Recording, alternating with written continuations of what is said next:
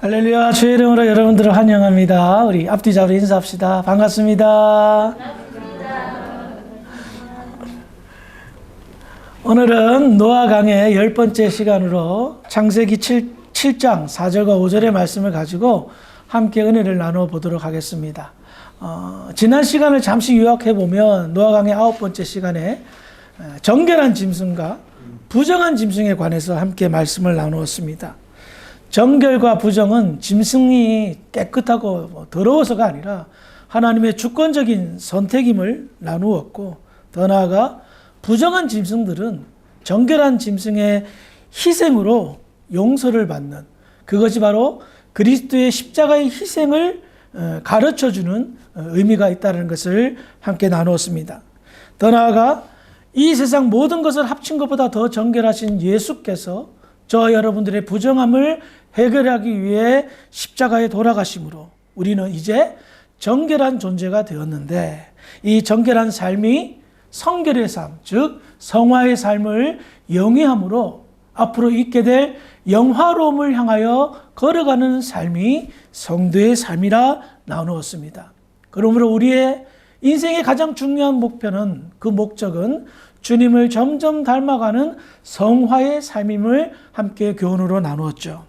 그리고 오늘은요, 홍수 심판 7일 전에 있는 여러 가지 이야기들을 함께 나누면서 하나님이 우리에게 주시는 귀한 메시지를 함께 생각해보고 은혜를 나누는 시간 갖도록 하겠습니다.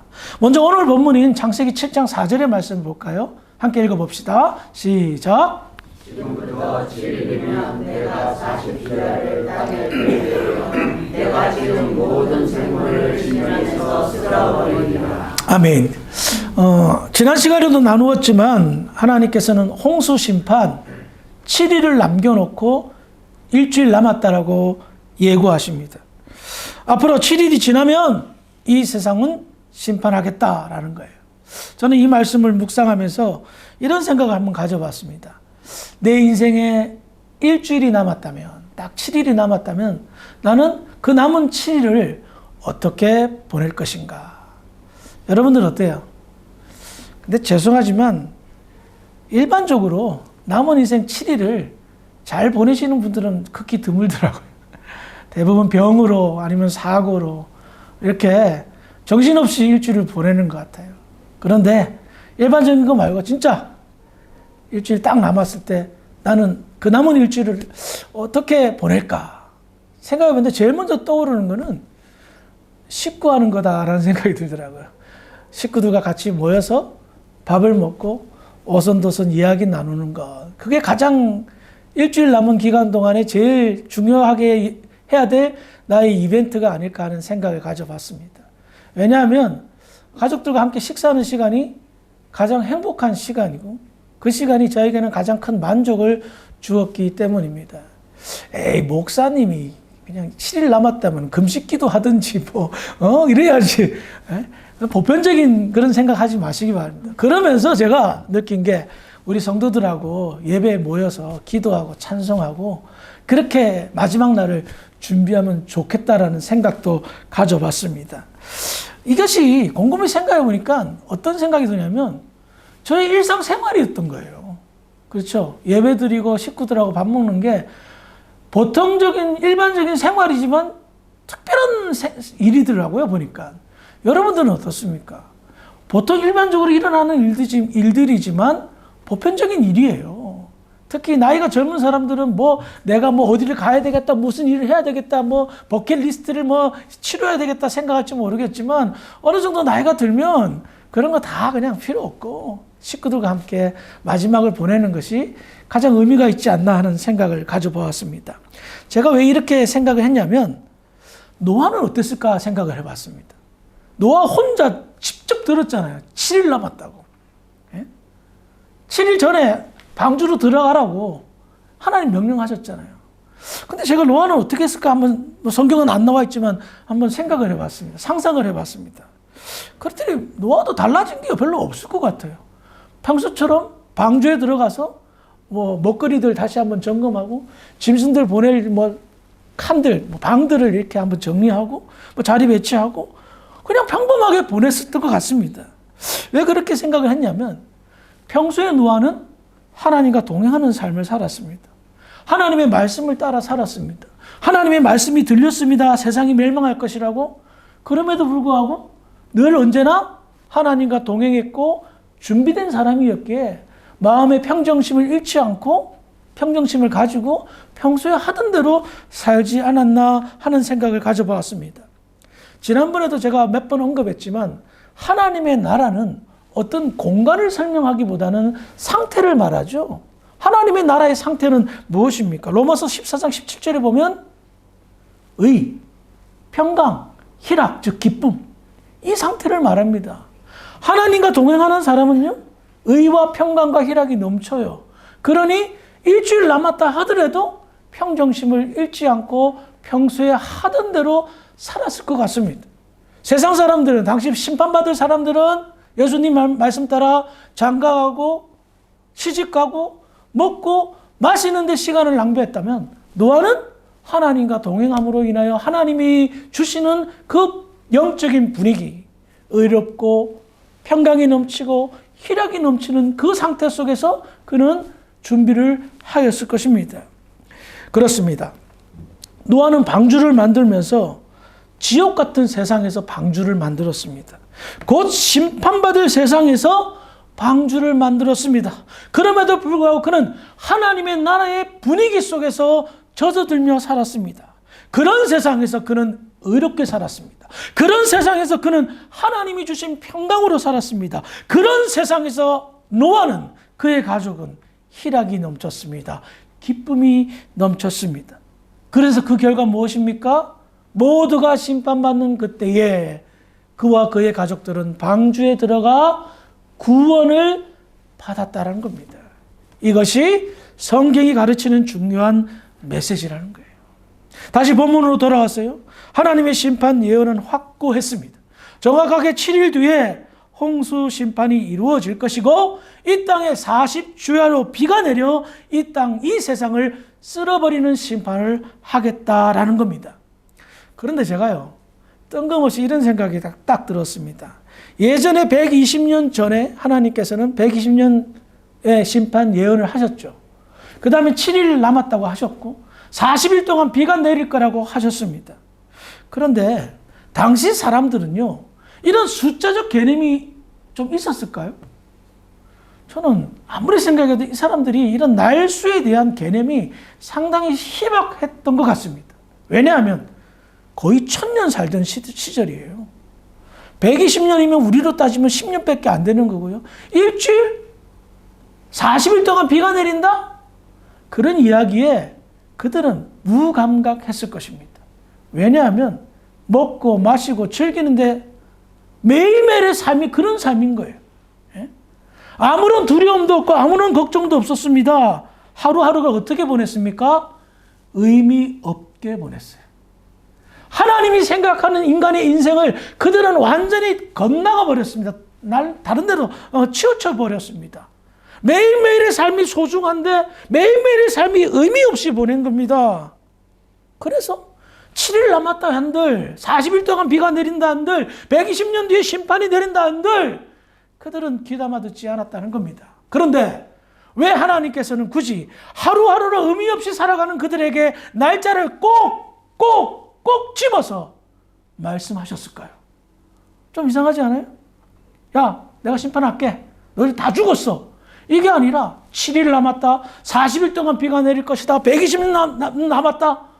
왜 이렇게 숫자에 연연하시면서 하나님께서 날짜를 꼭꼭 지정하냐 말이에요.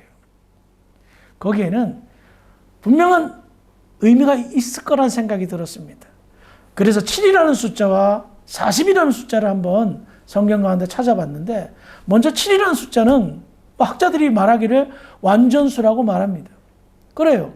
하나님께서 천지를 창조하시고 7일째 되는 날 안식하셨죠. 그래서 그날을 기념하기 위해서, 그날을 기억하고 기념하기 위해서 이스라엘 백성들에게, 하나님의 택한 백성들에게 뭘 지키라?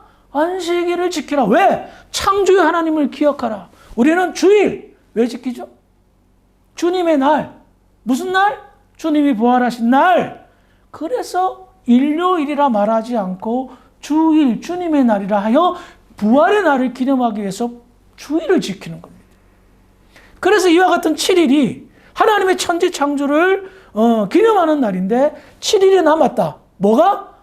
심판이. 그러면 천지 창조의 역순으로 이제 하나님께서 심판하겠다라는 것이 아닐까 하는 생각을 가져봤습니다. 그래서 이 마지막 남은 이 7일은 완전한 날이다. 심판받기에 딱 적당한 날이라는 것을 암시하는 것 같습니다. 더 나아가 40이라는 숫자. 여러분, 아마 성경 좀 읽었다면 40이라는 숫자가 상당히 많이 반복되는 것을 잘 알 수가 있을 것입니다. 성경 가운데 40이라는 숫자는 바로 이 홍수 심판, 비가 내리는 날, 낮과 밤, 주야로 비가 내리는 날이 40일 될 것이라는 것이 처음 시작되었는데요. 이 40이라는 숫자를 가만히 생각해보고 찾아보니까 상당히 오랜 기간 동안 반복적으로 사용되어졌어요. 먼저 성경 한번 찾아보겠습니다. 사도행전 7장 23절부터 한번 읽어봅시다. 시작. 나이가 40이 되매 그 형제 이스라엘 자손을 돌볼 생각이 나는. 이 사람 누구예요? 이 사람 누구예요? 모세 이야기하고 있는 겁니다. 모세. 또 읽어볼까요? 사도행전 7장 30절. 시작.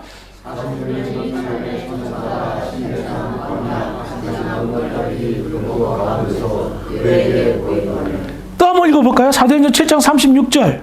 시작.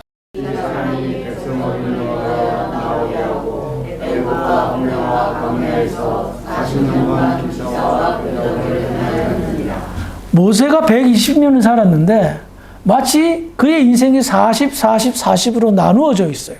예? 그런데 어떻게 보면 너무 우연처럼 40년대마다 그의 인생이 바뀌는 것을 느끼죠. 왕자로 40년 살았고 미디안 광야에서 광야 생활을 망명 생활을 40년 했고 이스라엘 백성들이 지도자가 돼서 80에서 120년까지 40년을 갖다가 그는 지도자로 살았어요. 우연처럼 보이는데 사도행전 7장 30절에 40이라는 숫자의 의미가 보니까 뭐라고 표현됐냐면 40년이 참회라는 단어가 나요. 모세가 타지 않는 떨기나무 불꽃 가운데 하나님을 만났을 때 그 표현이 40년이 참회라는 표현을 사용한 거예요. 80살이 되었을 때라고 말하지 않고. 그러나 분명히 의도적으로 성경이 모세의 인생을 주관하고 있다는 것을 알 수가 있습니다. 40년 동안 하나님이 그를 기다렸다는 거예요. 그런데 모세의 인생이 40년 동안 나눠지는 것도 굉장히 신기한데 출애굽기 34장 28절 읽어봅시다. 시작. 모세가 여호와와 함께 40일 40야를 거기 있으면서 떡도 먹지 아니하고 물도 마시지 아니하였으며 여호와께서는 언약의 말씀은 곧 십계명의 그 단위에 기록하셨다. 이 말씀은 모세가 하나님의 부름을 받아서 시내산에 올라갑니다. 40일 동안 밤낮으로 하나님과 대면하면서 하나님의 말씀인 율법을 받고 십계명 롤판 2개를 받아가지고 내려옵니다. 40일 동안 꼭 집어서 40일이라는 숫자를 사용했어요. 더 증거를 찾아볼까요? 이스라엘 정탐꾼이요. 40일 동안 가나안을 정탐했습니다. 근데 그들이 우리는 메뚜기 같아서 다 죽을 것이다. 하나님이 우리를 죽이려고 가나안 땅에 보낸다 해가지고 하나님께서 진노하셔서 하루를 1년으로 계산해서 40년 동안 광야에서 살았습니다. 굉장히 똑같은 의미가 부여되어 있죠. 40, 40, 40. 그리고요. 사사시대도 묘한 공통점이 있습니다. 초대 사사 온니엘이 이스라엘 구원하고요. 이스라엘이 40년 동안 태평하였다라고 말합니다. 드보라 사사, 유명한 여자 사사죠. 그 여자 사사가 이스라엘을 구원한 후에 이스라엘이 40년 동안 평온하였다라고 성경은 말하고 있습니다. 기드온 사사 아시죠? 기드온과 300용사. 기드온이 이스라엘을 구원한 뒤에 이스라엘이 40년 동안 태평하였다라고 이야기하고 있습니다. 그뿐만입니까? 이스라엘의 초대왕 사울이요. 40년 동안 이스라엘을 다스렸고요. 둘째 왕 다윗이요. 40년 동안 이스라엘을 다스렸고요. 솔로몬이 40년간 이스라엘을 통치했습니다. 평안한 날, 통치한 날. 이상하리 많지 40의 숫자에 맞춥니다. 또 요나는 니누웨의 멸망을 예언하는데 어떻게 예언합니까? 40일 뒤에 니누웨가 멸망할 것이다. 회개하라! 하고 40일 뒤에 멸망 예언을 선언합니다. 예수님은 어때요? 예수님은 40일 동안 금식 기도하셨습니다. 공생애를 시작하기 전에 40일 동안 말이에요. 굳이 왜? 한 30일도 되고 25일도 되고 좀 많이 해서 60일도 될 텐데 꼭 한 달 열흘 되는 40일을 택하셨을까요? 더 놀라운 것이 하나 있습니다. 사도행전 1장 3절입니다. 시작. 그가 하신 후에 또한 그들에게 시간 많은 증거로 신이 살아계심을 나타내사 40일 동안 그들에게 보이시며 하나님 나라의 일을 말씀하시더니라. 예수님이 부활하신 후에 이 땅에 며칠 계셨다고요? 40일간 계셨다라고 말합니다. 이상하죠? 성경은 마치 40이라는 숫자에 목을 맨 듯한 느낌을 받습니다. 굵직굵직한 사건들마다 40이라는 숫자가 등장합니다. 그럼 우리는 이 40년, 40일 여기에 공통점을 찾아봐야 이 숫자가 주는 의미를 알 수가 있을 것 아니겠습니까? 홍수 심판, 광야 40년, 또 니느웨 심판 예언, 이것을 보면 하나님의 심판 예언이 40일 남았다. 또 어떤 고난을 설명하는 것 같습니다. 40일 금식 기도도 포함해서 말입니다. 더 나아가 모세나 사사들이나 또 솔로몬, 다윗, 사울의 통치 기간이 40년이라는 것을 설명하는 것을 보면 완전한 통치를 설명하는 것 같습니다. 태평한 세월, 완전한 세월을 이야기하는 것 같습니다. 더 나아가 예수님은요, 금식 기도를 40일 하였고 부활 후 40일 계셨어요. 이것은 무엇을 말합니까? 예수님은 하나님의 나라를 설명하고 있습니다. 하나님의 나라를 세우기 위해서 40일 금식 기도하셨고요. 40일 동안, 부활 후 40일 동안 하나님의 나라를 설명했습니다. 하나님의 나라를 준비하는 것을 말할 수가 있겠죠. 그래서 40이라는 숫자의 공통점을 찾아보니까 여러 곳에서 부여된 의미 속에서 강조되는 것이 한 가지가 있는데 그것은 완전이라는 것입니다. 7도 완전한 숫자고 40이라는 것도 완전한 숫자입니다. 40일간 홍수가 이루어져서 심판이 완전했고 40년이라는 기간이 완전했고 40일간의 하나님과의 만남도 완전한 만남이었고 하나님의 나라를 준비하기 위한 금식과 하나님의 나라를 가르치는 40일도 완전했다는 겁니다. 그러면 우리는 이 40이라는 숫자를 통해서 완전하다는 것을 넘어서 무엇을 알 수가 있습니까? 성경은요, 구약, 예언약, 신약, 새로운 언약, 역사책이 아니에요. 성경 가운데 역사가 있죠. 과학책이 아니에요. 근데 성경 가운데 과학의 이야기도 있어요. 윤리 도덕책? 아니에요. 하지만 윤리와 도덕의 이야기도 하고 있어요. 하지만 이 책은 뭐다? 약속이라는 거예요. 하나님의 언약에 관해서 하나님이 인간에게 했던 구원의 약속에 관해서 한 설명이란 말입니다. 하나님의 말씀이란 말입니다. 그러면 이 40이라는 숫자를 통해서 완전하게 이루어진 날들을 생각해 보니 무엇을 유추해 볼 수가 있습니까? 이 세상의 통치자는 오직 하나님 한 분이며 하나님이 말씀하신 그 날들은 완전했고 그러므로 하나님이 약속하신 이 구원의 약속은 완전하다. 진리는 완전하다는 것을 가르쳐주기 위해서 반복적으로 40일, 40년 이와 같은 날짜들을 의미 있게 그 의미를 부여하여 정하셨던 것입니다. 이보다 완전할 수 없고 이보다 완벽할 수 없다. 무엇이? 하나님의 약속이 궁극적으로는 말입니다. 그러므로 이와 같은 가르침을 통해서 깨닫는 것이 있다면 우리는 완전하신 하나님을 그 하나님의 완벽한 약속을 믿어 의심치 않고 믿으며 살아가는 겁니다. 그래서 인생 가운데 가장 큰 축복은 뭐다? 하나님의 말씀을 의심하지 않고 믿음으로 내가 영접하고 그 말씀에 따라 살아가는 것. 그것이 가장 아름다운 축복이라는 겁니다. 그 아름다운 축복을 누가 누렸을까요? 창세기 7장 5절 읽어봅니다. 시작.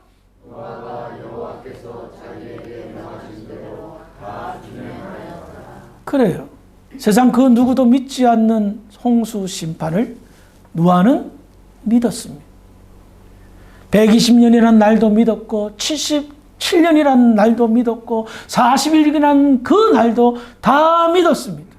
완전하신 하나님을 믿었기에 그는 의심하지 않고 어떻게 해요?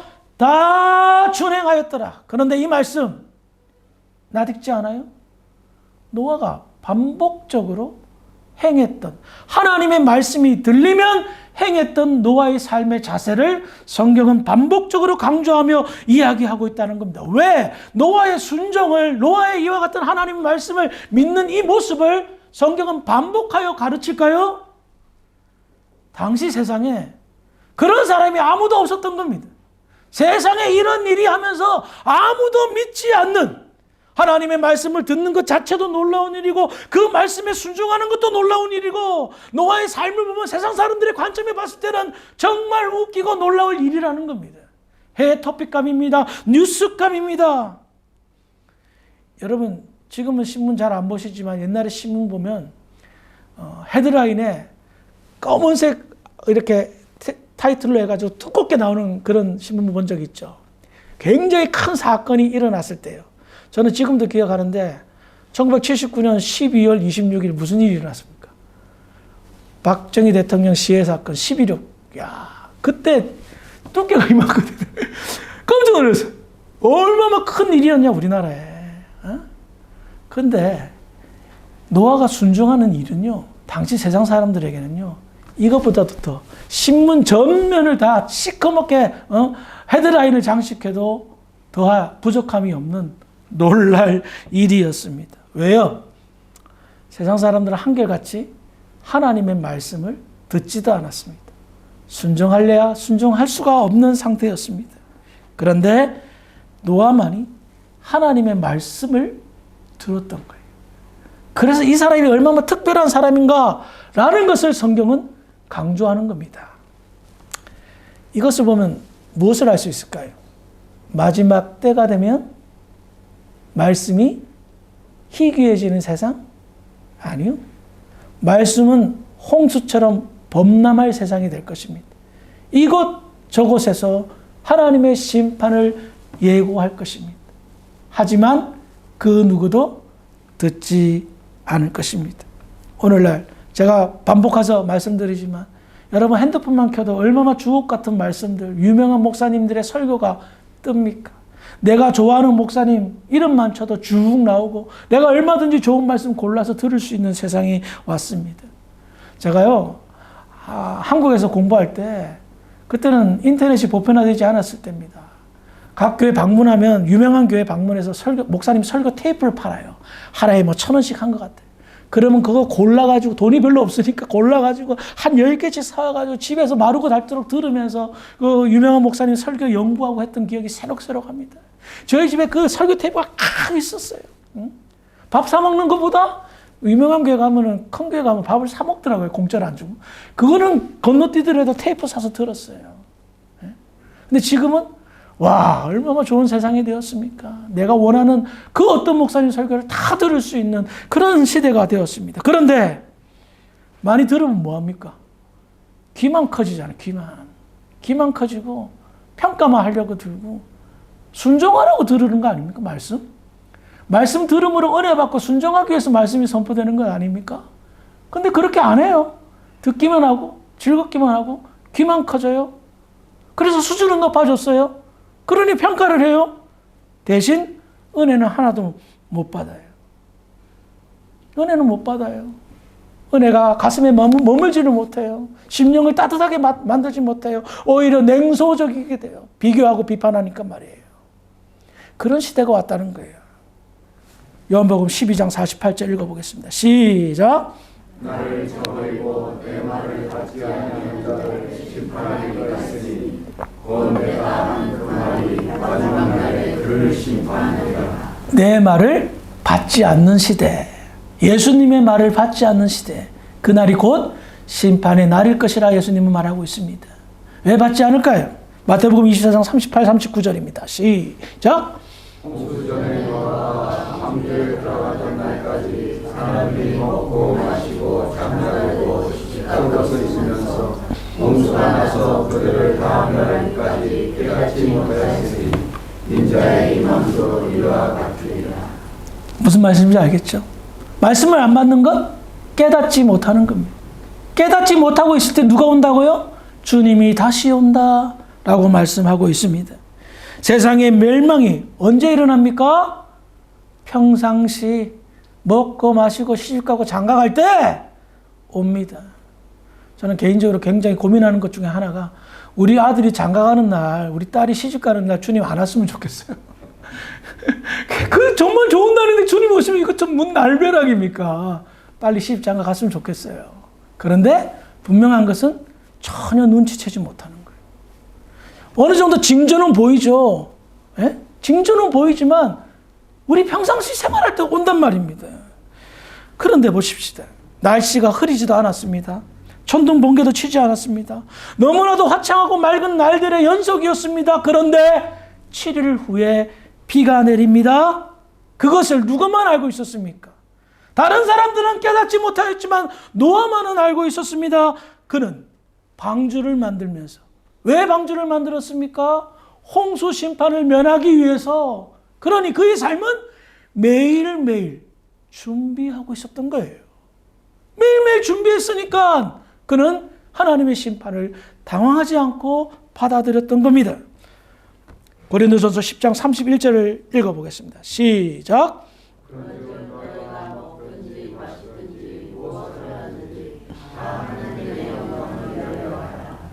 보세요. 먹고 마시는 게 잘못되었어요?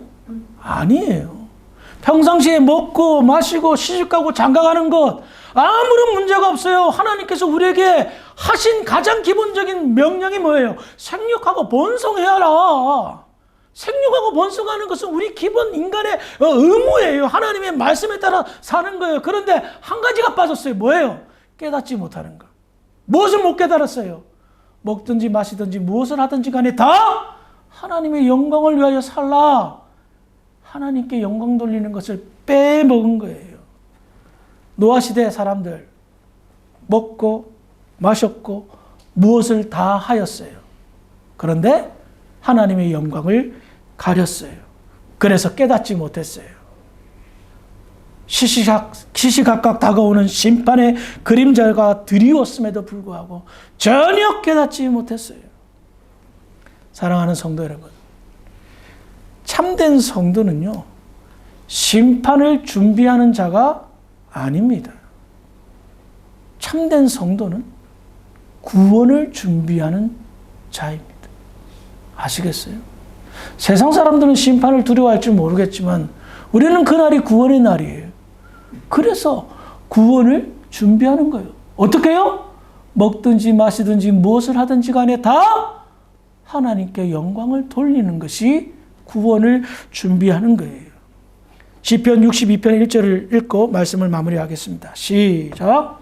나의 영혼이 잠잠히 하나님만 바라며 나의 구원이 그에게서 나오는도다. 아멘. 마지막 말씀을 마무리하면서 불현듯 이 성경 구절이 제 심령 속에 울려 퍼졌어요. 너무너무 제 마음에 큰 기쁨과 감사가 있었어요. 나의 영혼이 잠잠히 하나님만 바라며 나의 구원이 그에게서 나오는도다. 하나님만 바라보는 삶, 그것이 가장 아름다운 삶이요 가장 위대한 모습이 아닐까 하는 생각을 가져보았습니다. 노아가 보여주었던 그 순종 쉽게 생각하지 마시기 바랍니다. 정말 그 시대에 큰 울림이 되는, 묵직한 울림이 되는 그런 순종이었습니다. 우리도 이와 같은 하나님의 말씀에 순종으로 반응하여 이 세상에 경적을 울리는 그런 성도들이 되었으면 좋겠습니다. 시시각각 다가오는 심판의 그림자가 이 세상에 드리워져 있습니다. 평상 생활을 할 때에, 일반 생활을 할 때에 주님은 다시 오실 것입니다. 그 경고음을 우리의 삶을 통하여 하나님께 영광을 돌리고 사람들에게 울리기에 부족함이 없는 복된 교회와 성도들이 되기를 주의 이름으로 축원합니다. 기도하시겠습니다. 사랑이 많으신 아버지 하나님 은혜를 감사합니다. 노아의 순종 생각해 보니 정말 아름다운 울림이었습니다. 우리 성도들의 삶에도 그와 같은 순종의 역사가 나타나 이 세상에 아름다운 경적 소리를 울리는 그와 같은 복된 성도들의 삶이 되게 하여 주시옵소서. 먹든지 마시든지 무엇을 하든지 간에 다 하나님의 영광을 위하여 살아가는 복된 교회와 모든 성도들이 될 줄 믿사옵고 우리를 구원하신 예수님 이름으로 감사하며 기도합니다. 아멘.